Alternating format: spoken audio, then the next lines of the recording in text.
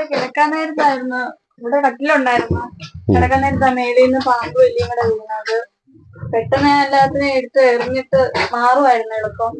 ഇവിടെ അലമാരി ഉണ്ടായിരുന്നു, അലമാരിയുടെ അടിയിലോട്ടായിരുന്നു ചെറുതായിരുന്നു. പെട്ട പാത അതിനെ കാണുന്നില്ലായിരുന്നു. അത് കഴിഞ്ഞ് ആശുപത്രിയിലൊക്കെ കൊണ്ടുപോയത്. ആശുപത്രി കൊണ്ടുപോയത് വണ്ടി വിളിച്ച അവരിത് തറ മൊത്തത്തിൽ പൊളിച്ചു കളയണമെന്നാ പറഞ്ഞത്.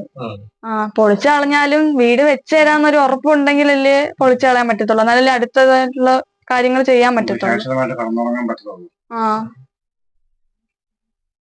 അടിച്ചട്ടില് കിടക്കാൻ നിൽക്കുന്നു. പിന്നെ ഈ കല്ലിന്റെ അകത്തോട്ട് അത് കയറിയത്.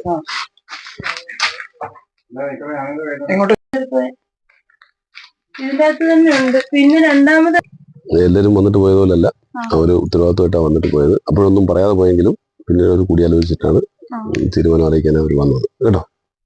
അപ്പൊ ആ രീതിയിൽ ബുദ്ധിമുട്ടില്ലാത്ത രീതിയിൽ സന്തോഷകരമായി ജീവിക്കത്തക്കൊന്നുള്ള അച്ഛനും അവർ ദേറെന്ന് ഉണ്ടാക്കിത്തരും കേട്ടോ. അപ്പൊ ഇപ്പൊ നിങ്ങൾ എവിടെ താമസിക്കുന്ന? ഒരു 2 മാസം കൊണ്ട് തിരത്തക്ക രീതിയിൽ പിന്നെ മഴയുടെ ഒരു ഇത് വരുവാണെങ്കിൽ ഇത്തിരി താമസിക്കും കേട്ടോ. അതിന് നിങ്ങൾ ഇങ്ങോട്ട് വണ്ടി കയറി വരാനുള്ള ഒരു ബുദ്ധിമുട്ടുണ്ട്. വലിയ വണ്ടിയൊന്നും മെമ്പറിനോട് പറഞ്ഞായിരുന്നു. മെമ്പർ വന്നപ്പോ സംസാരിച്ചായിരുന്നു. അപ്പൊ അദ്ദേഹം അപ്പൊ അത് അദ്ദേഹം ചെയ്തോളാന്ന് പറഞ്ഞിട്ടുണ്ട്. ശരിയാക്കാം പരമാവധി കേട്ടോ. എന്നെ സംബന്ധിച്ച് ഏറെ സന്തോഷം നൽകുന്ന ഒരു നിമിഷമാണ്. ഞാൻ ഒരു ജനപ്രതിനിധിയായി തെരഞ്ഞെടുക്കപ്പെട്ട ശേഷം മൗണ്ട് താബോർ ദേറയിൽ എത്തി അവിടുത്തെ പുരോഹിത ശ്രേഷ്ഠന്മാരുമായി സംസാരിക്കുന്നതിനിടയ്ക്കാണ് ഇങ്ങനെ രേവതിക്കുണ്ടായ ദുരനുഭവവും ആ വീടിന്റെ അവസ്ഥയും ഒക്കെ അവരെ അറിയിച്ചത്. ഒരു നിമിഷം പോലും താമസിക്കാതെ ഞങ്ങൾ അവിടെ നിന്ന് ഇതുപോലെ തന്നെ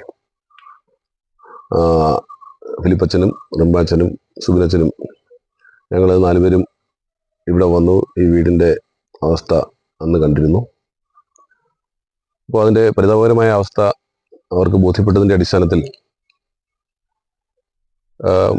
മൗണ്ട് താബോർ സ്ഥാപനങ്ങളിലെ വിദ്യാർത്ഥിനികളാണ് ഇവരെന്നുള്ളതും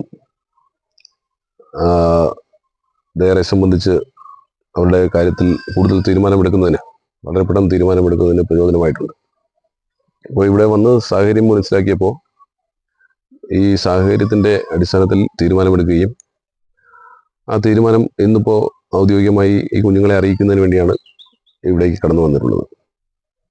അപ്പോൾ ഈ കുട്ടികളെ സംബന്ധിച്ച് അവരുടെ മാതാപിതാക്കൾ വളരെ കൂലിവേല ചെയ്ത് ജീവിക്കുന്നവരാണ്. രേവതിയെ സംബന്ധിച്ച് പാമ്പ് കടിയേറ്റ് കൊല്ലൂർ താലൂക്ക് ആശുപത്രിയിലായിരുന്നു, ICUയിലായിരുന്നു. പിന്നീട് റിക്കവർ ചെയ്ത് മടങ്ങിയെത്തി. ഈ വീട്ടിൽ താമസിക്കാൻ കഴിയാത്ത സാഹചര്യം. ഈ വീട് ഹോളോ ബ്രിക്സ് കൊണ്ട് നിർമ്മിച്ചിട്ടുള്ളതാണ്. ഈ പലയിടങ്ങളിലായി തുടരെ പാമ്പുകൾ പ്രത്യക്ഷപ്പെടുന്നു എന്ന് ബോധ്യപ്പെട്ടപ്പോഴാണ് അവർ തൊട്ടടുത്ത വീട്ടിലേക്ക് താമസം മാറിയിട്ടുള്ളത്.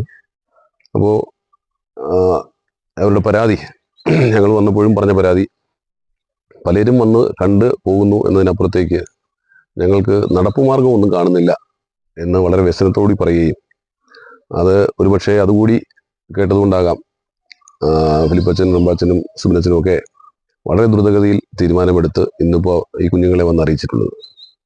അപ്പോൾ മൗണ്ട് താബോർ ദേറെ സംബന്ധിച്ച് ഈ സൂചിപ്പിച്ചതുപോലെ നിരവധിയായ ക്ഷേമ പദ്ധതികൾ ഈ പ്രദേശത്തൊക്കെ നടപ്പിലാക്കുന്നുണ്ട് എന്ന് ഞാൻ പ്രത്യേകമായി പറയേണ്ടതില്ല.